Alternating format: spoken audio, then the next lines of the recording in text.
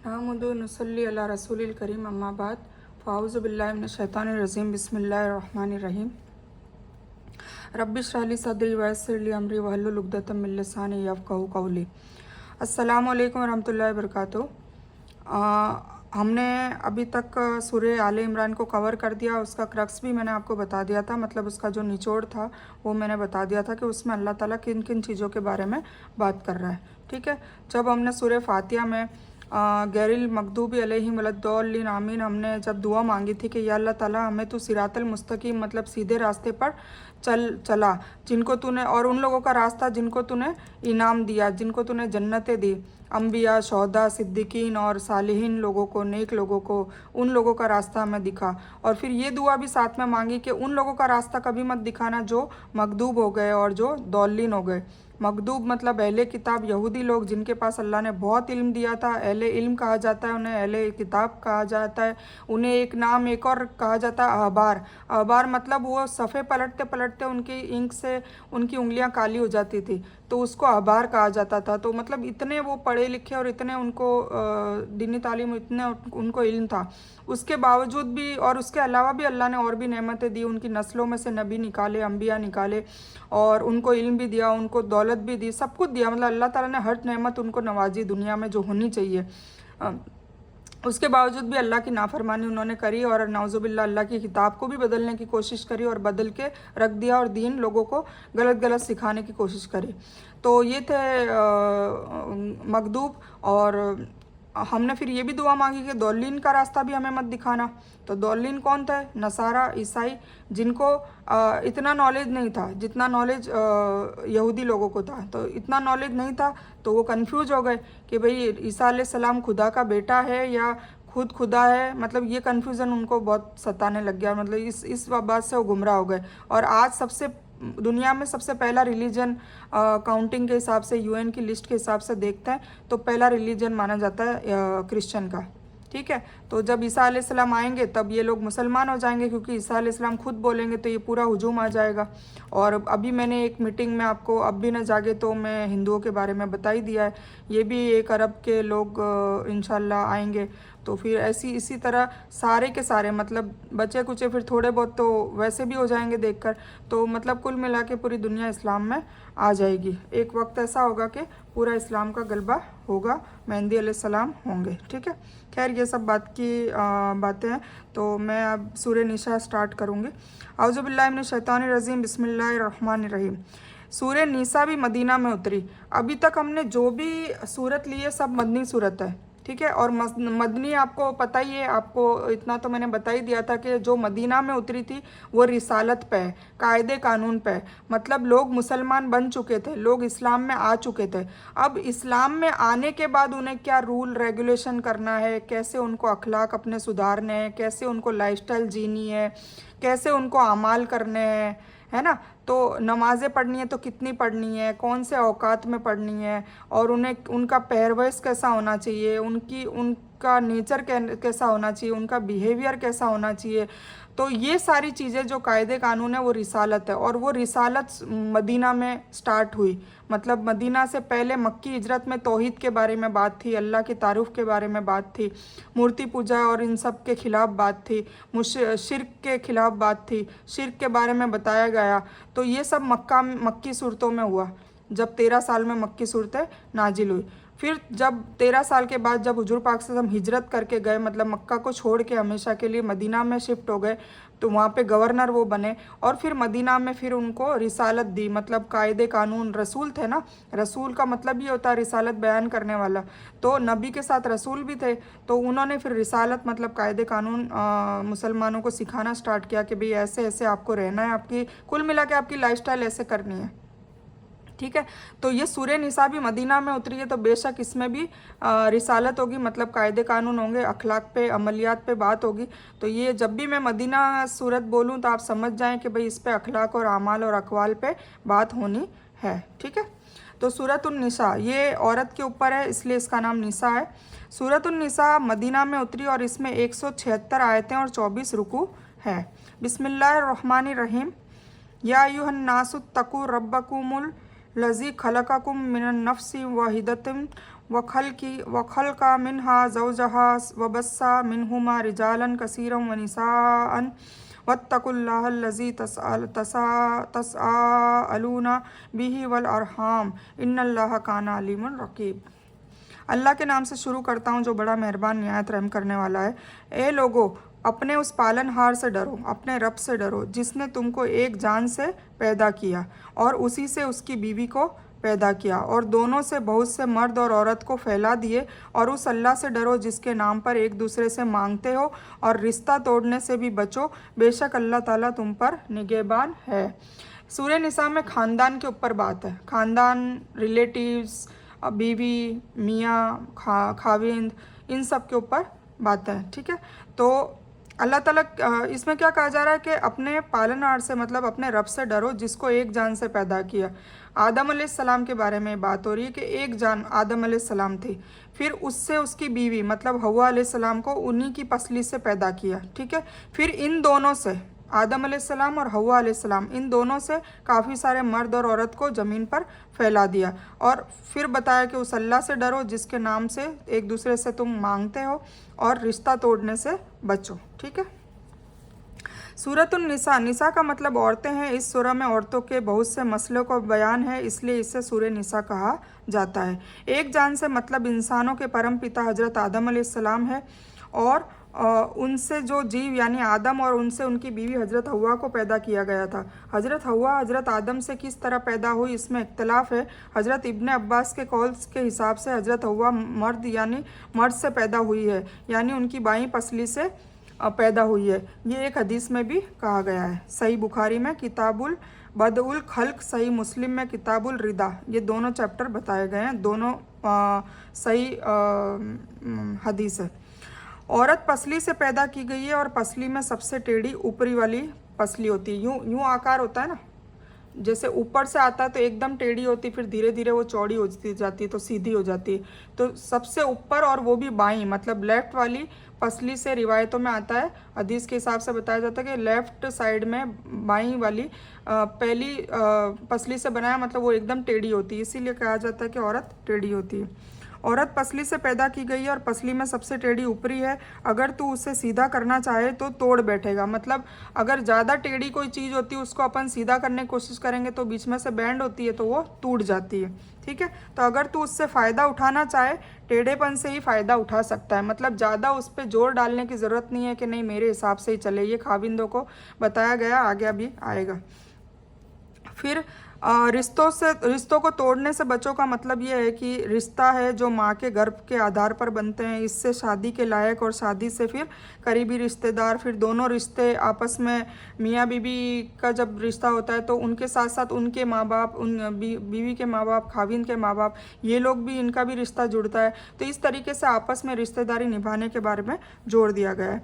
रिश्तों का तोड़ना बहुत बड़ा गुनाह माना गया है। हदीस में करीबी रिश्तेदारों को हर हालत में रिश्ता जोड़ने और उनके हुकूक, उनके जो हक है उनको अदा करने पर खास जोर दिया गया है, जिससे रिश्ता जोड़ना कहा जाता है। मतलब हमेशा जोड़ की बातें करनी है, तोड़ की बातें नहीं करनी। और ज़्यादातर ये औरतों में ही खूबियाँ होती है, खूबी नहीं कहूँगी कमियाँ होती है, जो रिश्तों को तोड़ने में उनका ज़्यादा पार्टिसिपेशन होता है, इसीलिए कसरत से औरतें जहन्नम में जाएगी ये बयान किया है। तो हमें इन चीज़ों से बचना चाहिए, ख़ासकर जब लड़की बहू बन के आती है या वो सास का भी उसका गेटअप होता है, तो दोनों में ये चीज़ें पाई जाती है।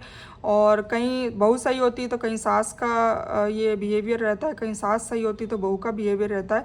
तो सभी औरतों को इसमें तंबीह की गई है कि अगर तुम लोग रिश्तों का जोड़ बनाए रखोगे तो ही तुम आगे फला पाओगे, वरना रिश्तों का तोड़ में तुम पार्टिसिपेट मत करो। और रिश्तों के तोड़ में पार्टिसिपेट में क्या क्या हरकतें होती है, गीबत होती है, चुगली होती है, कीना होता है, तकब्बुर होता है, आपस में एक दूसरे के बारे में मतलब उनके पोले खोलना, उनके राज खोलना, उनकी इमेज ख़राब करना, झूठ बोलना, ये सारी चीज़ों से फिर क्या होता है, फसाद होता है, रिश्तेदारियों में आपस में तोड़ पैदा होता है। और यतीमों को उनका माल दो। फिर यतीमों के बारे में भी बात हुई, यतीमों को उनका माल दे दो और पाक के बदले नापाक न लो और अपने माल में मिलाकर उनका माल न खाओ, बेशक यह बड़ा गुनाह है। मतलब जो लोग यतीमों को पालते हैं, जिनके माँ बाप बचपन से ही गुजर जाते हैं, तो उनके माँ बाप उनके लिए जो धन छोड़कर गए होते हैं, तो उस वक्त तो यतीम छोटे होते हैं, नाबालिग होते हैं, बच्चे होते हैं। तो जो पाल रहा है उनके लिए खास तंबी की गई है कि उनके माल में पाक नापाक मतलब उनके माल में झोल मत करो। मतलब उनका माल जो उनका हिस्सा है वो उनको पूरा का पूरा उनको देना है। जब वो बड़े हो जाए, जब वो बालिग हो जाए, जब वो समझदार हो जाए, अपने माल को संभालने के लायक हो जाए, तब फिर वो उनका माल उनको सुपुर्द कर दो।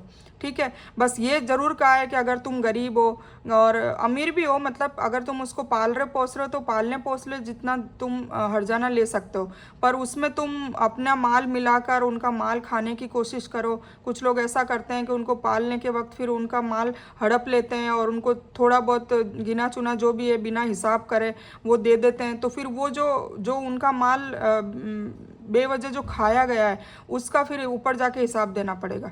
तो ये पेटों में आग भरने के बराबर आगे आएगा, पेटों में आग भरने के बराबर इसमें बोला गया है। ठीक है, तो इसमें भी बचने की ज़रूरत है। जो यतीमों को पालते हैं, अच्छा काम करते हैं, बेहतर बहुत अच्छा करते हैं, पर उसमें फिर मालों में वो ना करे, मिलावट ना करे। ठीक है, तो ये बेशक ये बड़ा गुनाह है। फिर से पढ़ लेती हूँ, यतीमों को उनका माल दे दो और पाक के बदले नापाक न लो। मतलब पाक के बदले मतलब उनके माल में से अगर तुम लोग हड़प लोगे तो वो तुम्हारा नापाक माल हो गया।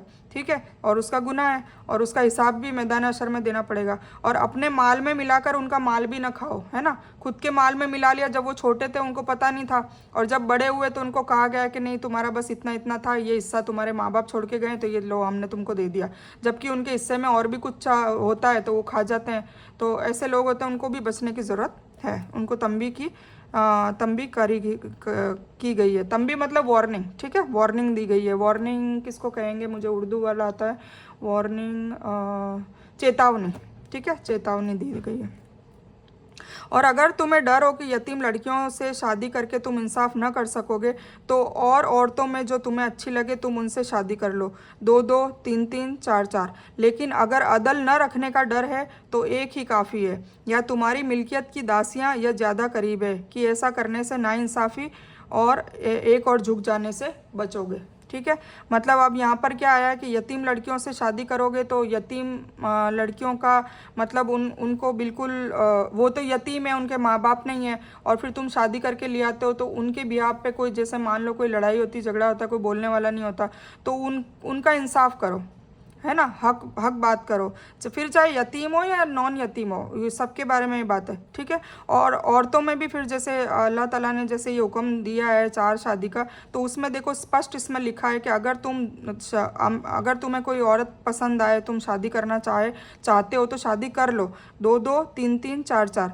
पर लेकिन अगर अदल ना रख सको, मतलब उनका बराबर उनको हक ना दे सको, चारों का हक बराबर होना चाहिए, चारों के लिए अलग से घर होना चाहिए, चारों की बच्चों की जो भी स्कूल हो वो सेम स्कूल होगी से, मतलब सारी चीज़ें आपको, अगर तुम उनको सेब ला के दे रहे हो तो 4 सेब एक जैसे होने चाहिए, चारों को एक जैसा दोगे, मतलब इतना अल्लाह ताला ने कहा है।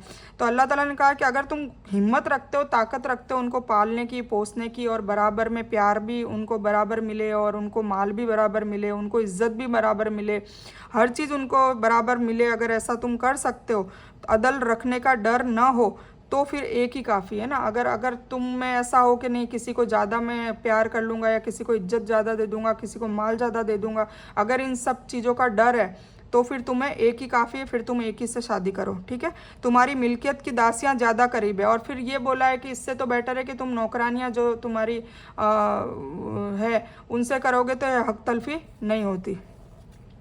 और औरतों को उनके मेहर, अब मेहर की बात है कि जब निकाह हो जाती है तो उसमें जो भी औरत डिसाइड करती है तो वो जो भी वो डिसाइड करे उसको पहले ही रात से, पहली हमबिस्तरी से, मतलब पहली सुहाग रात से पहले वो मेहर भी दे दो, ये भी हक है। ठीक है, और जो राशि विवाह के लिए मान्य हो मर्जी से दे दो। और अगर वह खुद अपनी मर्जी से कुछ मेहर छोड़ दे, हाँ अगर इसमें औरत माफ़ कर दे कि नहीं चलो मैंने उस वक्त बोल दिया था पर अब मैं नहीं ले रही मेहर, तो फिर वो उसकी मर्जी है और उसे अपनी मर्जी से फिर खाओ पियो। और बेअक्लों को अपना माल जिसे अल्लाह ने तुम्हारा सहारा बनाया है न दो, ठीक है ना। जिनमें अक्ल नहीं है उनको माल मत दो, वरना वो माल उड़ा देंगे, तुम्हें भी गरीब कर देंगे, है ना। जिनमें अक्ल है अच्छे से उनको तुम अपना माल दो और उनमें से उन्हें खिलाओ और पहनाओ और उनसे नरम बात बोलो। यानी एक ही औरत से शादी करने में भलाई है, क्योंकि एक से ज़्यादा बीवियां रखने की हालत में सभी के साथ इंसाफ करना मुश्किल हो जाता है। जिसकी तरफ दिली मोहब्बत ज़्यादा होगी उसी की तरफ जीवन सामग्री उपलब्ध सारी चीज़ें उसी को इंसान करवाता है, तो उसमें ज़्यादा ध्यान होगा। इसी तरह बीवियों के बीच इंसाफ करने में नाकामी होगी और अल्लाह के यहाँ फिर वो गुनहगार होगा। तो कुरान ने इस हकीकत को दूसरी जगह पर बहुत वाज़ेह तौर से इस तरह बयान किया है। और तुम कभी भी इस बात की ताकत न रखोगे कि बीवियों के बीच इंसाफ रख सको। ये अल्लाह खुद कह रहा है कि तुम रख भी नहीं सकोगे। पहले तो ये कहा तुम रख सको तो कर लो, दो दो तीन तीन चार चार, और फिर बाद में आगे आके आता है कि तुम रख ही नहीं पाओगे इंसाफ। हो ही नहीं सकता ना, चारों को एक जैसा इंसाफ कैसे रख सकते हैं बताओ।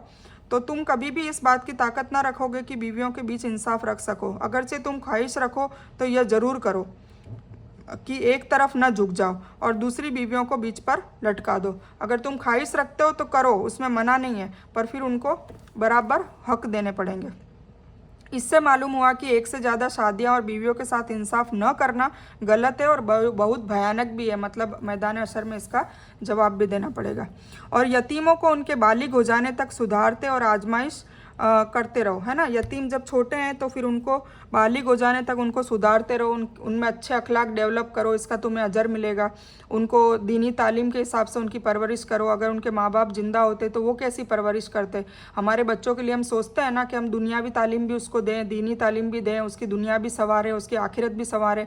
तो हमें भी अगर यतीम का जिम्मा लिया है और उनके माँ बाप गुजर गए और उन्होंने दिया है, तो फिर यतीमों को हमारे जैसे बच्चे पालते हैं वैसे पालने की अल्लाह ताला ने हुक्म दिया है। तो उनको सुधारते रहो, उनकी आजमाइश करते रहो, मतलब उनको टेस्ट भी करते रहो कि भाई वो बालिग वो परिपक्व हो रहे हैं कि नहीं, मैच्योर हो रहे हैं कि नहीं। फिर अगर तुम उनमें सुधार देखो, मतलब देख लो कि भाई ये हो गए, तो उन्हें उनके फिर माल सौंप दो। वो बालिग हो गए हैं, अगर लगता है कि अब ये अपना माल संभालने के लायक है तो फिर उनको दे दो, ठीक है। और उनके बड़े हो जाने के डर से उनके माल को जल्दी जल्दी फिजूल खर्ची में न खा जाओ। ऐसे मत सोचो कि भाई ये बड़े हो जाएंगे तो अपना हिस्सा मांगेंगे, उससे पहले पहले हम ख़त्म कर लें इसको। तो ये फिर इसका जवाब देना पड़ेगा। धनवानों को चाहिए कि उनके माल से बचते रहे, और जो अमीर पाल रहे हैं यतीम को, तो फिर वो तो उनको जो पालने का जो खर्चा है वो भी न ले, वो उनको आखिरत में अल्लाह ताला दे देगा, ठीक है। अगर कोई गरीब पाल रहा है तो फिर वो उनके माल में से उनको पालने का पैसा निकाल सकता है, पर अगर अमीर पाल रहा है, धनवानों को चाहिए कि उनके माल से बचते रहें। अगर गरीब हो तो नियमानुसार खा लो, है ना। मतलब जो बनता है हक, जैसे उनकी पढ़ाई में जो खर्चा करा, फीस जो भरी, उनकी शादी ब्याह में जो खर्चा करा, वो ले सकता है।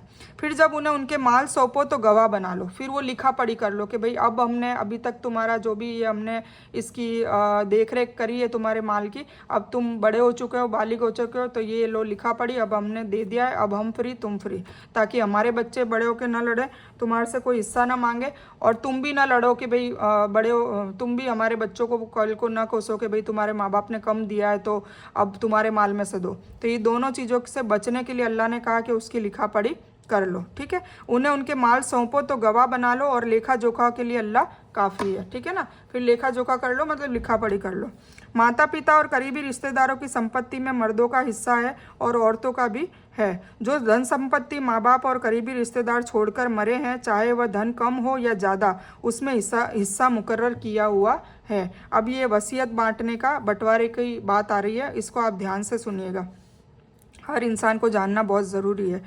तो इसमें बात हुई है कि मर्दों का हिस्सा और औरतों का हिस्सा दोनों का है। अब क्या कितना हिस्सा है वो आगे आएगा।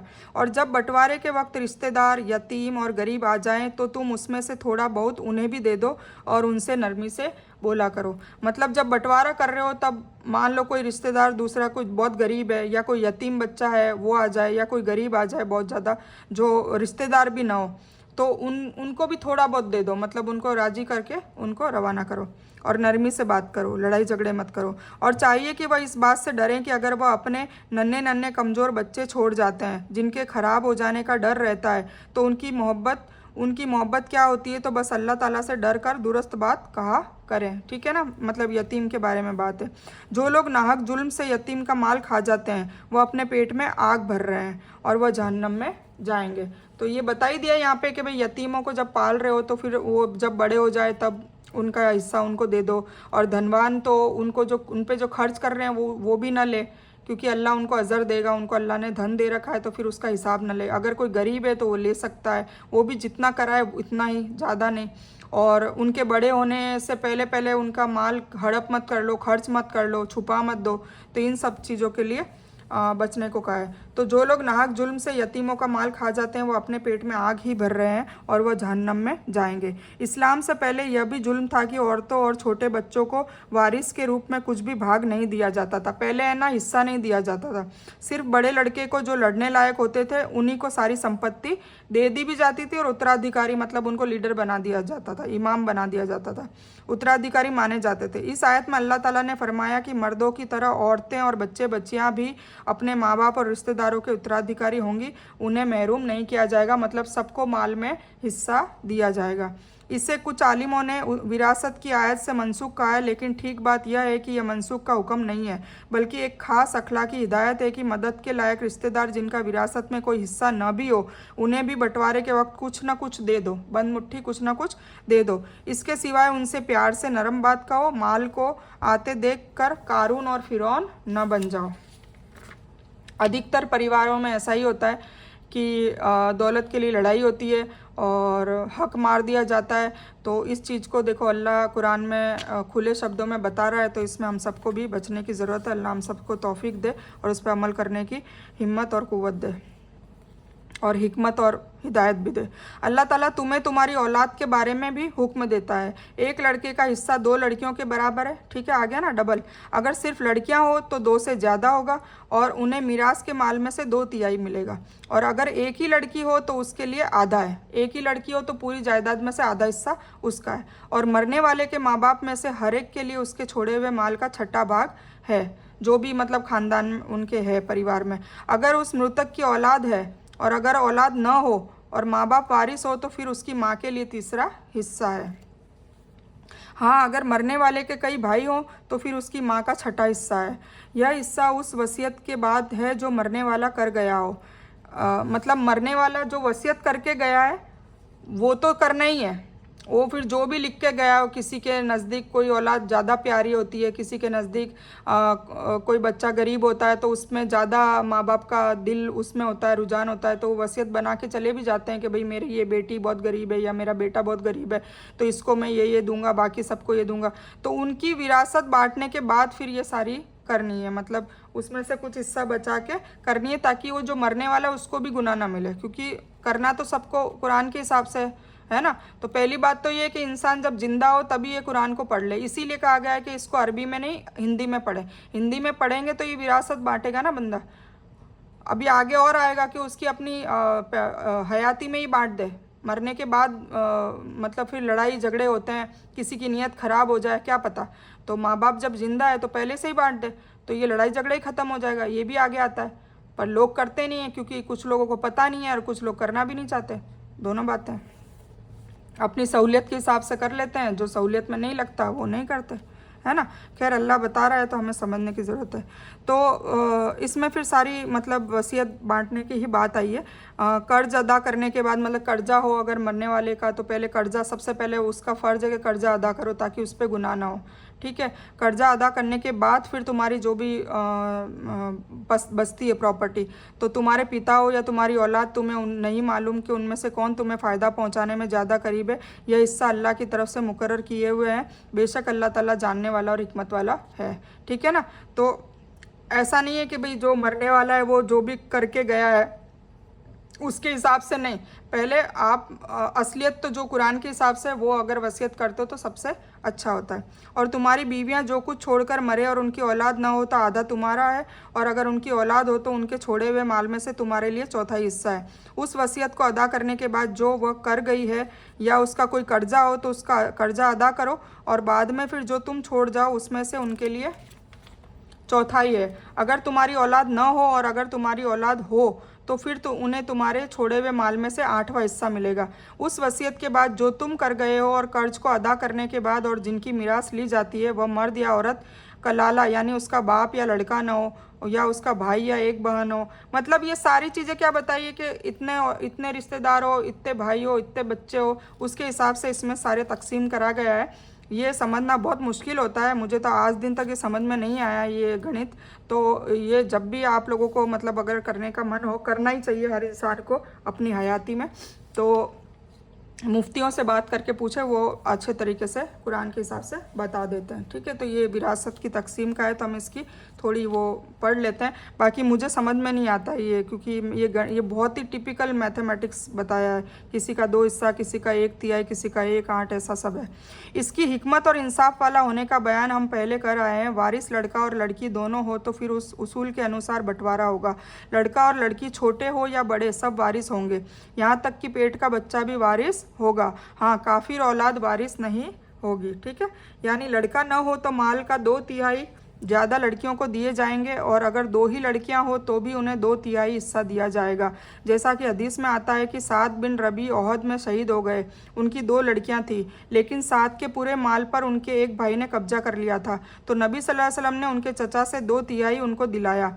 ये तिरमिजी में, अबू दाऊद में, इब्ने माजा में, किताबुल फराइज सब में ये हदीस है। इसके सिवाय सूरह निसा के आखिर में बताया गया है कि अगर मरने वाले की वारिस 2 बहनें हो तो 2/3 माल की वारिस होंगी, फिर 2 लड़कियां 2/3 माल की ज़्यादा वारिस होंगी। जिस तरह 2 बहनों से ज़्यादा होने की हालत में उन्हें 2 से ज़्यादा लड़कियों के कानून के अनुसार रखा गया है। फिर यह हुआ कि 2 या 2 से ज़्यादा लड़कियां हो तो छोड़े हुए माल में से 2/3 लड़कियों का हिस्सा होगा। बाकी माल असबा या वारिस जिसका हिस्सा मुकर्रर नहीं है उसमें बंटवारा होगा। माँ बाप के हिस्से की 3 हालतें बयान की गई है। पहला यह कि मरने वाले की औलाद हो तो माँ बाप हर एक को सिर्फ 6ठा हिस्सा दे। ठीक है ना, बाकी 2/3 माल औलाद में से बंटवारा होगा। हाँ, अगर मरने वाले की औलाद में एक लड़की हो तो उसमें सिर्फ आधा माल, 6 हिस्सों में से 3 हिस्से लड़की के होंगे, 6ठा हिस्सा माँ को जाएगा और बाप को देने के बाद 6ठा हिस्सा बाकी रह जाएगा, और यह बाकी 6ठा हिस्सा असबा होकर बाप के हिस्से में जाएगा। यानी दो 1/6 मिलेगा, एक बाप के रूप में, दूसरा असबा के रूप में। यह दूसरी हालत है कि मरने वाले की औलाद नहीं है। अगर औलाद ही नहीं है तो याद रहे कि पोता पोती औलाद में सर्वसम्मति से शामिल होते हैं। इस हालत में माँ के लिए तीसरा हिस्सा और बाकी 2 हिस्से बाप को असबा के तौर पर मिलेंगे। अगर माँ बाप के साथ मरने वाले की बीवी या मरने वाले की औरत का शौहर भी जिंदा हो तो बेहतर है कि शौहर या बीवी का हिस्सा भी दिया जाए, जिसकी तफसील आगे आ रही है। निकाल कर बाकी माल में से माँ के लिए 1/3 और बाकी बाप का होगा 2/3। तीसरी हालत यह है कि मरने वाले के भाई बहन जिंदा हो। ये देखो, अब बताया है कि भाई सब में अलग अलग होता है ना, किसी में 2 लड़कियां ही होती है, किसी में लड़का लड़की होते हैं, किसी में लड़का लड़की नहीं है, औलाद ही नहीं है, बे औलाद है। तो सबके लिए अलग अलग कानून बताया। ठीक है, तो ये सारी हालतें बताई कि अगर ऐसा हो तो ऐसे बांटना है, ऐसा हो तो ऐसे बांटना है। अभी तीसरी हालत है कि मरने वाले के भाई बहन भी जिंदा हो, भाई बहन सगे यानी एक ही माँ बाप की औलाद हो, सगे माँ भाई बहन की बात आ रही। ठीक है, या अल्लाह ती यानी बाप एक माँ कई हो, बाप एक हो और माँ कई हो, या बाप कई हो और माँ एक हो, यानी अय्या की भाई बहन बोला जाता है, इसको सगे नहीं होते। अगरचे भाई बहन मरने वाले के बाप के रहते मिरास के हकदार नहीं होंगे। ठीक है, लेकिन माँ के लिए हजब हिस्सा कम करने की वजह बन जाएंगे। अगर 1 से ज़्यादा होंगे तो माँ का 1/3 भाग 6ठे हिस्से में बदल देंगे, बाकी पूरा माल बाप के हिस्से में चला जाएगा। लेकिन कोई अन्य वारिस न हो तब हाफिज इब्ने कसीर लिखते हैं कि जमहूर के करीब 2 भाई का वही कानून है जो 2 से ज़्यादा का बयान हुआ है। इसका मतलब यह हुआ कि अगर एक भाई बहन हो तो माँ का 1/3 हिस्सा रह जाएगा और 1/6 हिस्से में तब्दील नहीं होगा। ठीक है, ये सब बताया है। अतः तुम अपनी अकल के अनुसार विरासत का बंटवारा न करो, है ना, अपनी अकल के हिसाब से ना करो, जो अल्लाह ने बोला है उसके हिसाब से करो, बल्कि अल्लाह के हुक्म के एतबार से जिसका जितना हिस्सा मुकर्रर है वह उन्हें दे दो। औलाद के न होने की हालत में लड़के की औलाद यानी पोता भी औलाद के बराबर है। अगर औलाद नहीं है और पोता है तो फिर उसका भी हिस्सा है। इस पर उम्मत मुस्लिमा की रजामंदी है। फतहुल कदीर और इब्ने कसीर में आया। इसी तरह मरने वाले शौहर की औलाद चाहे वह उसकी मौजूदा पत्नी से हो या किसी और दूसरी बीवी से हो, इसी तरह मरने वाली बीवी की औलाद चाहे उसके मौजूदा पति से हो या पहले किसी शौहर से हो। बीवी अगर एक हो या कई हो, मतलब अब बहुत सारी बीवियां हैं तब भी फिर उसका अलग एक है, तो चौथा या आठवां हिस्सा मिलेगा। यही हिस्सा उनके बंटवारे में होगा। हर एक को एक चौथाई और एक आठ का हिस्सा नहीं मिलेगा। ये सर्वसम्मति नियम का मसला है। इससे मुराद माँ जाए भाई बहन, यानी जिनकी माँ एक हो बाप अलग अलग, क्योंकि सगे भाई बहन या अल्लाती कई माँ और एक बाप से भाई बहन का हिस्सा मिरास में इस तरह सर्वसम्मति से है। हकीकत में वंश के लिए जो कानून चलता है यह वजह है कि लड़के लड़कियों के लिए यहाँ और भाई बहनों के लिए इस सूरह की आखिरी आयत हर दो में यही कानून है। लेकिन माँ की औलाद में चूंकि वंशज हिस्सा नहीं होता इसलिए वह हर भाई बहन को बराबर हिस्सा दिया जाता है। जो भी हालत हो, एक भाई हो या बहन, हर एक को 1/6 हिस्सा मिलेगा। एक से ज़्यादा होने पर यह सब 1/3 हिस्सा में साझी हो जाएंगे। मर्द औरत में कोई फ़र्क नहीं किया जाएगा। बिना फ़र्क सभी को बराबर हिस्सा मिलेगा, चाहे मर्द हो या औरत। इस तरह की वसीयत के जरिए किसी वारिस को महरूम कर दिया जाए या किसी का हिस्सा घटा दिया जाए या यूं ही वारिसों को नुकसान पहुंचाने के लिए कह दें कि फ़ला इंसान से मैं इतना कर्ज लिया है जबकि कुछ भी ना लिया हो, मानो नुकसान पहुंचाने का संबंध विरासत और कर्ज दोनों से है और दोनों के जरिए नुकसान पहुंचाना मना और गुनाह है, ऐसी वसीयत भी बातिल होगी। यह हुदूद अल्लाह ताला के मुकर्रर किए हुए हैं। जो अल्लाह ताला और उसके रसूल सल्लल्लाहु अलैहि वसल्लम के हुक्म को बजा लाएगा उसे अल्लाह ताला जन्नत में ले जाएगा जिनके नीचे नहरें बह रही है और जिनमें वो हमेशा रहेंगे, और यह बहुत बड़ी कामयाबी है ना। अल्लाह हम सबको तौफीक, हिदायत, हिकमत और क़ुव्वत और ताकत दे कि हमको इस हिसाब से वसीयत को बंटवारा करना चाहिए और करना पड़ेगा अगर जन्नत में जाना है तो। और जो इंसान अल्लाह ताला की और रसूल सल्लल्लाहु अलैहि वसल्लम की नाफरमानी करे और उसी की मुकर्रर हुदूद को लांघ जाए उसे वह जहन्नम में डाल देगा जिसमें वह हमेशा रहेगा। ऐसों के लिए ही रुसवा करने वाला अजाब है। तुम्हारी औरतों में से जो जीना का काम करे उन पर अपने में से 4 गवाह तलब करो। अगर वह गवाही दे तो उन औरतों को घर में बंदी बना दो यहाँ तक कि मौत उनकी उम्र को पूरा कर दे। ये अल्लाह ताला उनके लिए कोई दूसरा रास्ता निकाले। अब जीना के बारे में, जो शादी के बावजूद जीना करती औरतें हैं ना, या आदमी भी, तो उनके बारे में अब सज़ा और सारी बातें बताइए। और तुम में से जो 2 इंसान ऐसा काम कर ले उन्हें तकलीफ़ दो। अगर वह माफ़ी मांग ले और सुधार कर ले तो उनसे मुंह फेर लो। बेशक अल्लाह ताला तौबा कबूल करने वाला और रहम करने वाला है। यह जीना औरतों की वह सज़ा है जो इस्लाम के शुरुआती दौर में जब जीना की सज़ा मुकर्रर नहीं हुई थी तब वक्ती रूप से मुकर्रर की गई थी। कौन सी? ये वाली। इनसे जीना की वह सज़ा मुराद है जो बाद में मुकर्रर की गई, यानी शादीशुदा जानी मर्द और औरत के लिए रजम यानी पत्थरों से मार डालना है। बाद में फिर क्या हुक्म आया? शादीशुदा जो जीना करते हैं चाहे वो मर्द हो या औरत हो उनको पत्थर मार मार के मार दिया जाए। और गैर शादीशुदा यानी जो कुंवारी है मर्द औरत के लिए 100 कोड़े की सज़ा, उनको चौराहे पे खड़ा रख के 100 कोड़े मारे जाए, जिसकी तफसीर सूरह नूर और सही हदीसों में बयान है। कुछ ने इससे बाल मैथुन लितावत मायने लिया है, यानी 2 मर्दों का आपसी संभोग जो लूत अलैहिस्सलाम की कौम में हुआ था, है ना, गे बोलते हैं जो दोनों मर्द, तो उनके लिए भी सजा है। और कुछ ने इससे कुंवारे मर्द और औरत का मतलब लिया है और इससे पहले की आयत को शादीशुदा के साथ खास किया है। और कुछ ने इस कौल से मुराद मर्द औरत लिया है, वह कुंवारे हो या शादीशुदा। इब्ने जरीर ने दूसरे मायने को प्रधानता दी है और पहली आयत में बयान सजा को सूरह नूर में बयान सजा से मनसूख माना है, यानी मुंह से डांटना, फटकारना, धिक्कारना या हाथ से कुछ मारपीट कर देना। अब यह सब चीज़ मनसूख है, मतलब कुंवारी हो तो 100 कोड़े और शादीशुदा हो चाहे औरत आदमी हो तो उनको पत्थर मार के मारने की सज़ा बताइए। बाकी पहले की जो सज़ा है वो सब मनसूख कर दी। मनसूख मतलब ख़त्म कर दी। अल्लाह ताला केवल उन्हीं लोगों की तौबा स्वीकार करता है जो अनजान होने के कारण बुराई करे और जल्दी उससे रुक जाए और माफ़ी मांग ले, तो अल्लाह ताला उनकी भी तौबा कबूल करता है। अल्लाह ताला बड़ा ज्ञानी और बुद्धिमान है। और उनकी तौबा कबूल नहीं जो बुराइयां करते चले जाए, यहाँ तक कि उनमें से किसी की मौत करीब आ जाए तो कह दे कि मैंने अब माफ़ी मांगी। उनकी माफ़ी भी कबूल नहीं होती जो कुफ्र की हालत में मर जाए। यही लोग हैं जिनके लिए हमने सख्त अजाब तैयार कर रखा है। मतलब मोमिन की सिफत ये होनी चाहिए, ऐसा नहीं है कि गुनाहों से पाक होता है। शैतानी वसवसे मैंने बताया था ना वर्कशॉप नंबर 1 में कि जब हम सीधा रास्ता अपनाते हैं तो शैतानी वसवसे आते हैं, उसमें हमारे परिवार वाले भी शैतान बन के आ जाते हैं, दोस्त बन के आ जाते हैं, कोई ऐसा मतलब पड़ोसी कोई भी आ सकता है। तो उसमें हम कभी बह जाएं तो हमें जल्द से जल्द तौबा कर लेनी है, वापस अल्लाह की तरफ से पलट आना है। तो अल्लाह को तौबा करने वाले लोग पसंद है जो जल्दी करें। फिर ऐसा ना हो कि पूरी उम्र गुजर जाए, बुढ़ापे पे आ जाए, मौत के करीब आ जाए, बिल्कुल बेड रेस्ट पे आ जाए, फिर पड़े पड़े फिर अल्लाह से माफ़ी मांगे कि या अल्लाह अब तू मुझे माफ़ कर दे। जैसे फिरौन ने मांगा था जब वो डूबने के लिए बिल्कुल डूब गया था, तब उसने बोला या अल्लाह मैं अब माफ़ी मांगता हूँ, ए मूसा के रब मैं तुझसे माफ़ी मांगता हूँ। तो अल्लाह ने कहा अब टाइम इज़ ओवर, अब कोई माफ़ी की अब कोई वक्त नहीं है, अब माफ़ी नहीं मिलेगी। तो इस तरह अल्लाह यहाँ भी कह रहा है कि जब बिल्कुल एंड वक्त पे आके फिर तुम माफ़ी मांगोगे तो माफ़ी भी कबूल नहीं होती, क्योंकि अल्लाह दिलों का हाल जानता है। माफ़ी तो वो होती कि इधर गुनाह हुआ, इधर एकदम से हमें झटका मिला और बिल्कुल दिलो दिमाग में तार हुआ, अरे मैंने क्या कर दिया, और अल्लाह से माफ़ी मांग ली और दोबारा उस गुनाह की तरफ नहीं जाने के लिए पक्की सच्ची पक्की नीयत भी होनी चाहिए, वादा भी होना चाहिए अल्लाह ताला से कि भाई मैं दोबारा उस रास्ते पर नहीं जाऊँगी। ए ईमान वालों, तुम्हारे लिए मना है कि ज़बरदस्ती औरतों को वारिस के रूप में ले बैठो।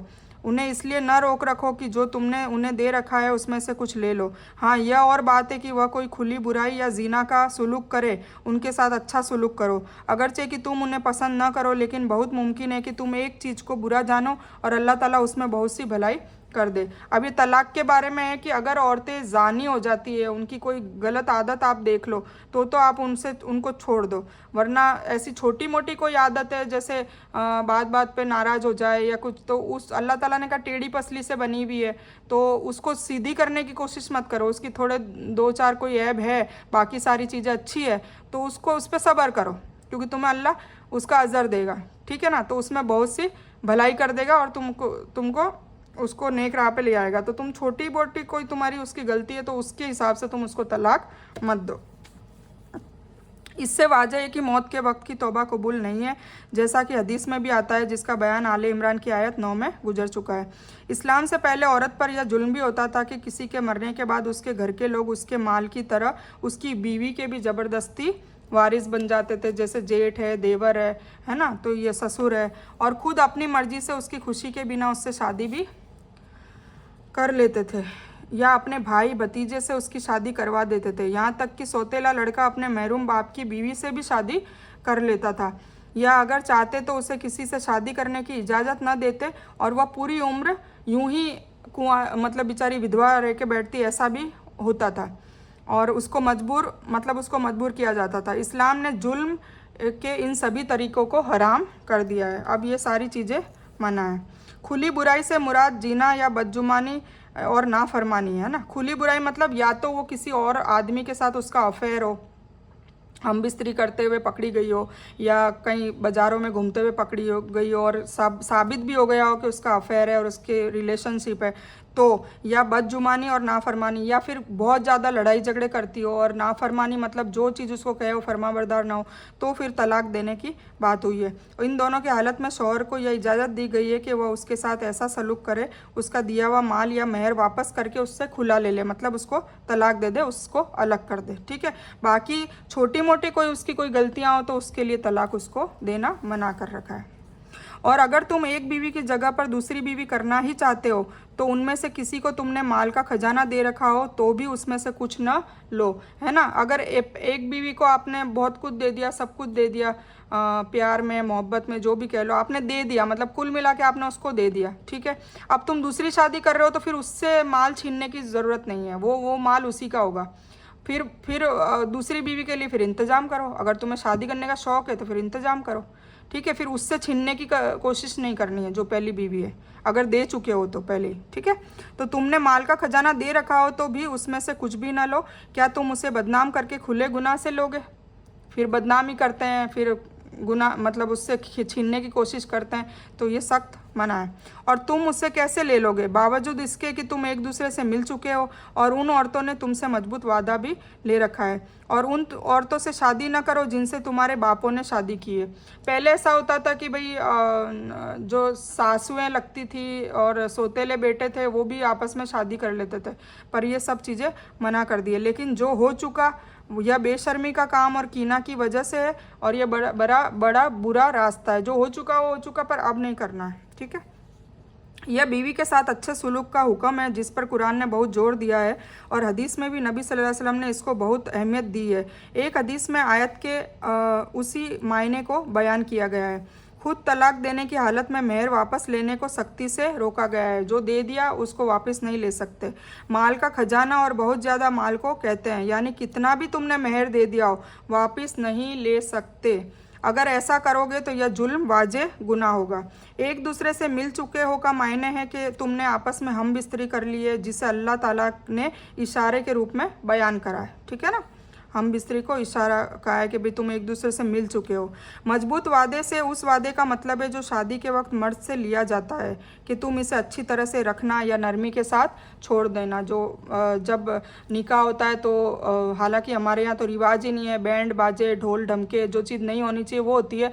जबकि निकाह के वक्त एक खुतबा होना चाहिए बाकायदा, जिसमें कुरान की आयतें निकाह के वक्त हुजूर पाक से हम पढ़ते थे और वो समझाते थे कि इस आयतों के हिसाब से मियाँ और बीवी दोनों को रहना है, मियाँ बीवी के माँ बापों को रहना है, तो लड़ाई झगड़े की नौबत ही नहीं आती थी। पर अब हमें तो ना तो पता है कि क्या आयतें हैं। निकाह के बारे में बाकायदा 4-5 सूरतों के अंदर में से आयतें कोट करी हुई है। मैंने पूरा खुतबा इसका लिखा हुआ है, इंशाल्लाह कभी मौका मिला तो इसके ऊपर भी एक वीडियो अपन बयान करेंगे। और मेरा तो इरादा है कि इंशाल्लाह मेरे बच्चों के निकाह के वक्त एक खुतबा ऐसा करवाएंगे, इंशाल्लाह इस सुन्नत को ज़िंदा करेंगे। क्योंकि हुजूर पाक से हम जब भी निकाह होता था तो ये खुतबा बयान करते थे, ताकि उससे क्या है लोगों को पता चलता था कि भाई शादी के बाद हमें कैसी लाइफस्टाइल जीनी है, ताकि लड़ाई झगड़े ना हो और सबकी हक तलफी ना हो, सबके हक बराबर दिए जाएं। तो मजबूत वादे से उस वादे का मतलब है जो शादी के वक्त मर्द से लिया जाता है, और तुम इसे अच्छी तरह से रखना और नरमी के साथ छोड़ देना। अज्ञान युग जमाना जाहिलियत में सौतेला लड़का अपनी बाप की बीवी से शादी कर लेता था, उससे रोका जा रहा है। यह बड़ी बेशर्मी का काम है। आम हुक्म है जो ऐसी औरत से शादी को भी ममनूक ऐलान कर रहा है जिससे उसके बाप ने शादी की, किंतु समागम दुखुल से पहले तलाक दे दिया। यह बात हजरत इब्न अब्बास से साबित है और धर्म विशेषज्ञ उलमा इसी को मानते हैं। तुम पर हराम की गई तुम्हारी माएँ हैं। अब देखो किस किस से निकाह करना हराम है तो बताया है। तुम पर हराम की गई तुम्हारी माएँ, तुम्हारी माओं से, बेशक तुम्हारी बेटियां, तुम्हारी बहनें, तुम्हारी फूफियाँ, तुम्हारी खालाएँ, भाई की बेटियां, बहन की बेटियां, तुम्हारी वह माएँ जिन्होंने तुम्हें दूध भी पिलाया हो, उससे भी निकाह हराम हो जाता है। और तुम्हारी दूध में भागीदार बहन है। अब मान लो एक माँ ने दूध पिलाया हो, जैसे मेरी माँ ने मेरे चाचा के एक लड़के और लड़की को दूध पिलाया था, तो उनसे भी आपस में निकाह ख़त्म नहीं हो सकता। और तुम्हारी दूध में भागीदार वह बहनें, तुम्हारी सास और तुम्हारी वह पालन पोषण की गई लड़कियां जो तुम्हारी गोद में है, तुम्हारी उन औरतों से जिनसे तुम जिमा कर चुके हो। हाँ, अगर तुमने उससे जिमा न किया हो तो तुम पर कोई गुनाह नहीं है। और तुम्हारे अपने सगे बेटों की बीवियां और तुम्हारे 2 सगी बहनों को एक साथ शादी करना ये भी हराम है। मूसा अलैहिस्सलाम के वक्त पे दोनों बहनों की एक साथ शादी की गई थी, पर अभी नहीं, सॉरी याकूब अलैहिस्सलाम के वक्त, ठीक है, पर अब ये चीज़ें मना कर दी है। और 2 सगी बहनों को एक साथ शादी करना भी मना है। हाँ, जो हो चुका सो हो चुका, मतलब पहले के अंबियाओं में होता था तो वो हो चुका, अल्लाह अब मना कर रहा है। बेशक अल्लाह ताला माफ़ करने वाला और मेहरबान करने वाला है, ठीक है। अब जिन औरतों से शादी हराम है उनकी तफसील दी जा रही है। इनमें 7 मुहर्रमात नसब से है, 7 तो मुहर्रमात नसब से है, 7 दूध कर्म से है, मतलब जिन्होंने दूध पिया है उसके बारे में, और 4 ससुराली है। इनके सिवा हदीस से साबित है कि भतीजी, फूफी, भांजी और खाला को भी एक साथ शादी करके रखना हराम है। 7 वंशज मतलब नस्बी हराम औरतें कौन? माएँ, बेटियाँ, बहनें, फूफियाँ, खालाएँ, भतीजी और भांजी। अब रदात मतलब जिसमें दूध पिलाया हुआ है, उसमें कौन कौन आ रही है? रदात से माँ मतलब जिस माँ ने दूध पिलाया है, उसकी बेटियाँ, बहनें, फूफियाँ, खालाएँ, ये सब भी हराम। रदात से भतीजियाँ और भांजियाँ भी आ जाती है। ससुराली में स्त्रियाँ जो सास मतलब सास से भी शादी नहीं हो सकती। संभोगित पत्नी के पहले शौहर से जो बेटियाँ हो जाती है उनसे भी नहीं होती। बहुएँ और 2 सगी बहनों को एक साथ शादी करके रखना भी हराम है। इनके सिवा बाप की बीवी जिसकी चर्चा इससे पहले की आयत में हो चुकी है। हदीस के मुताबिक औरत जब तक विवाह में निकाह में है उसकी फूफी, खाला, उसकी भतीजी और भांजी से भी विवाह वर्जित है। मतलब जब तक वो लड़की है तो फिर उसके साथ दूसरी अगर शादी कर रहे हैं तो दूसरी शादी में ये रिश्तेदार बिल्कुल नहीं आ सकते। जो लड़की है उसकी फूफी, खाला या उसकी भतीजी या उसकी भांजी वो दूसरे निकाह में नहीं है, हराम है। वंशज स्त्रियों की सूची में माँ की माँ मतलब नानियाँ, दादियाँ, बाप की माएँ ये सब शामिल है, मतलब इनसे हराम है। जीना से पैदा हुई भी बेटी या बेटी नहीं है तो इसमें इख्तलाफ है। तीनों में इमाम उसे बेटी मानते हैं, ठीक है, उससे शादी हराम समझते हैं। इमाम साफ़ी कहते हैं कि वो शरीयत के अनुसार बेटी नहीं है, इसलिए वह जिस तरह अल्लाह तुम्हें औलाद में धन का बंटवारा करते हुए हुक्म देता है उसी तरह सर्वसम्मति से वारिस नहीं, इसी तरह इस आयत में भी अंतर्गत नहीं। मतलब बंटवारे में भी जो जीना से बिना निकाह के पैदा हो जाते बच्चे उनमें भी बंटवारे में अल्लाह ताला ने मना करा है, तो फिर निकाह में भी नहीं है, ऐसा इमाम शाफी का कहना है। फिर दो सगी बहनें हो, माँ से हो या बाप से हो, फूफियाँ हो में बाप की और सभी मूल पुरुष, नाना दादा की तीनों तरह की बहनें आती हो, खालाएँ आती हो, ये सब मतलब कुल मिला के ये सब सारी जो ये बताई है वो सब उनसे निकाह हराम है, ठीक है। दूसरी तरह रदास से मतलब जो दूध पिलाई हुई है उसमें कौन कौन आती है? दूध पिलाने वाली माँ जिसका दूध पीने की मुद्दत में पिया हो यानी 2 साल के भीतर पिया हो। दूध से बहन जिसे तुम्हारी सगी माँ या दूध पिलाने वाली माँ ने दूध पिला दिया हो, तुम्हारे साथ पिलाया हो या तुमसे पहले या बाद में या दूसरे भाई बहन के साथ पिलाया हो, कोई भी हो उन लोगों से हराम है, ठीक है। तो ये तो आपको समझ में आ ही गया। आगे बढ़ते हैं। और तुम्हारे लिए शादीशुदा औरतें हराम की गई है, और शादीशुदा औरतें भी हराम है, मतलब किसी और से शादी करी हुई है और वो उससे शादी तुम कर लो तो ये भी हराम है, ठीक है। लेकिन जो दासी तुम्हारी मिल्कियत में हो यह हुक्म तुम पर अल्लाह ने फ़र्ज कर दिए हैं, और इनके सिवाय दूसरी औरतें तुम्हारे लिए हलाल की गई है। अपने माल में से, महर में से उनसे विवाह करो, बदकारी के लिए नहीं, पाकी के लिए, ठीक है।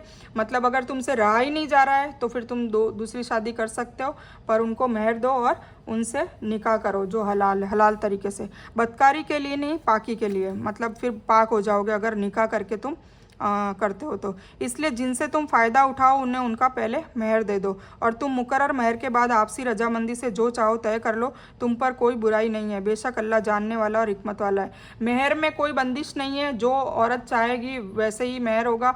अगर वो माफ़ भी कर देगी तो फिर आदमी फ्री हो जाता है, ठीक है। तो वो उनकी हिसाब से जो उनको चाहे वो कर सकता है। और तुम में से जो आज़ाद मुसलमान औरत से शादी की ताकत न रखता हो वह उस मुसलमान दासी से शादी करे जो तुम्हारी मिल्कियत में हो। अल्लाह तुम्हारे अमल से पूरी तरह बाखबर है। तुम आपस में एक ही हो, इसलिए तुम उनके घर वालों की इजाज़त से उनसे शादी करो और नियम के मुताबिक उनका महर दो। वह पाक हो, बदकार न हो, है ना, पाक हो, बदकार न हो, न गुप्त प्रेमी रखने वालियाँ हो, मतलब जीनाखोर भी नहीं होनी चाहिए। तो जब यह शादीशुदा हो जाए फिर बदकारी करे तो उन पर आज़ाद औरतों की आधी सजा है, और यह शादी का हुक्म इसके लिए है जिससे बदकारी का डर हो, और सहन करना तुम्हारे लिए अच्छा है। और अगर फिर भी तुम सहन करते हो तो अल्लाह तुम्हें बख्शने वाला और रहम करने वाला है। कुरान करीम में 4 मानों में इस्तेमाल हुआ है: शादी, आज़ादी, पाकीज़गी और इस्लाम। इस बिना पर के 4 मतलब है: शादीशुदा औरतें, आज़ाद औरतें, पाक दामन औरतें और मुसलमान औरतें। यहाँ पहला मायने मुराद है।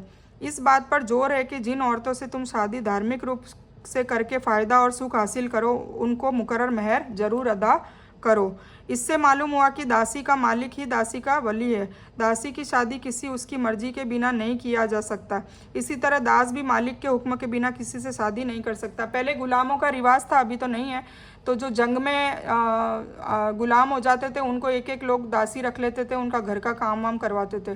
तो उसके निकाह के बारे में कहा जा रहा है कि अगर वो मालिक की मर्जी नहीं हो तो उस दासी से कोई दूसरा आदमी निकाह नहीं कर सकता। हाँ, जो मालिक है, जो वली है उसका, वो खुद निकाह करना चाहे तो लोगों की इजाज़त, घर वालों की इजाज़त लेके कर सकता है और महर दे के अपने आप को पाक कर दे, ठीक है। यानी दासियों को 100 के बजाय 50 कोड़े की सज़ा दी जाएगी।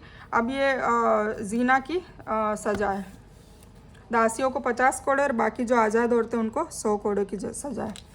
अल्लाह ताला तुम्हारे लिए वाजे करना और तुम्हें तुमसे पहले के नेक लोगों का रास्ता दिखाना और तुम्हारी तौबा कबूल करना चाहता है, इसीलिए अल्लाह मतलब ये सारी चीज़ें बता रहा है ना। तो देखो ये मदनी सूरत आई, मैंने आपको बता ही दिया कि इसमें सारे अहकाम आएंगे, सारे रूल्स एंड रेगुलेशन आएंगे, कानून आएंगे। तो हमने सूरे बकर में भी कानून कायदे सीखे, फिर सूरे आले इमरान में भी सीखे, और अब इधर हम जैसे जैसे मतलब हमारी जितनी भी ज़िंदगी में जो जो चीज़ें आती है जब बच्चा पैदा होता है, यतीम को पालने की बात होती है, विरासत की बात होती है, निकाह की बात होती है, तलाक की बात होती है, या क्या कहते हैं, अमानत की बात होती है, सारी चीज़ों का अल्लाह ताला खुलासा धीरे धीरे कर देगा। तो अब आपको महसूस हो रहा है ना कि अगर हम पढ़ रहे हैं तो हमें समझ में आ रही है ना कि क्या क्या चीज़ें, क्या क्या करनी चाहिए, क्या चीज़ें नहीं करनी चाहिए। तो ये सारी चीज़ें हैं, ठीक है। और अल्लाह ताला चाहता है, और अल्लाह ताला कह रहा है कि जो पिछले लोगों ने गुनाह किया तो तुम रिपीट ना करो। इसीलिए सारी चीज़ें समझाने का मतलब है, और इसीलिए पिछली स्टोरी बताने का मतलब है। पिछली स्टोरी में कुछ लोग पास भी हो गए इब्राहिम अलैहिस्सलाम जैसे, और कुछ फेल हो गए बनी इसराइल जैसे, और कुछ फेल होके पास हो गए आदम अलैहिस्सलाम की तरह। तो हमें वो तीन में किस में आना है वो हमारे पे निर्भर करता है, ठीक है। तो ये बताया जा रहा है। और अल्लाह ताला चाहता है कि तुम्हारी तौबा कबूल कर ले, और जो लोग काम वासना के अधीन ख्वाहिशात के पैरों कि वह चाहते हैं कि तुम उससे बहुत दूर हट जाओ। अल्लाह ताला तुम्हारा बोझ हल्का करना चाहता है, और इंसान कमज़ोर पैदा किया गया है, इसीलिए सारी चीज़ें बता के तुम्हें गुनाह से पाक करना चाहता है। ए मुसलमानों, अपना माल आपस में नाजायज़ तरीके से न खाओ, लेकिन यह कि तुम्हारी आपस की रजामंदी से तिजारत हो, और अपने आप को कत्ल न करो। बेशक अल्लाह ताला तुम पर रहम करने वाला है, ठीक है ना। अगर मतलब एक दूसरे का नाजायज़ माल भी ना खाओ, और आपस में रजामंदी से तुम व्यापार कर रहे हो, तो उसको में भी लिखा पढ़ी करने का बोला है। तो हम बस आज इतना ही लेते हैं, ठीक है ना। 30 आयतें हैं, तो मैं 30वीं वाली पढ़ लेती हूँ। और जो इंसान ये नाफरमानी की हद लांघ कर और जुल्म से करेगा, तो करीब मुस्तकबिल में हम उसे आग में डालेंगे, और ये अल्लाह के लिए बड़ा आसान है। मतलब जो अल्लाह के कायदे कानून से हटेगा वो जहन्नम में जाएगा, ठीक है। हम इस बयान को यहीं मुकम्मल करते हैं। इस बयान में कुछ भी दीन की अच्छी और हक बात आई है वो सिर्फ अल्लाह की तरफ से है, और बुरी या गलत बात जो गलती से या जज्बात में आकर मेरे मुंह से कुछ भी गलत वर्ड या कोई बात निकल गई हो तो वो मेरी तरफ से है, और इस गलती के लिए मैं अल्लाह अज़्ज़ वजल से और आप सभी से माफ़ी की तलबगार हूँ। मैं कोई आलिमा नहीं हूँ, सिर्फ तालिब इल्म हूँ। अल्लाह मेरी कोशिश से आपको सही नफ़े बख्श इल्म पहुँचाए, और मैं आप लोगों की हिदायत और हिकमत में सदका जारिया बनूँ। बस मेरी यही तमन्ना है। आमीन सुम्मा आमीन या रब्बल आलमीन। रब्बना आतीना मिन लदुनका रहमतन व हय्यि लना मिन अमरिना रशदा। अल्लाहुम्मा सल्लि अला मुहम्मद व अला आलि मुहम्मद कमा सल्लैता अला इब्राहीम व अला आलि इब्राहीम इन्नका हमीदुम मजीद। अल्लाहुम्मा बारिक अला मुहम्मद व अला आलि मुहम्मद कमा बारकता अला इब्राहीम व अला आलि इब्राहीम इन्नका हमीदुम मजीद। व आखिरु दावाहुम अनिल हम्दुलिल्लाहि रब्बिल आलमीन।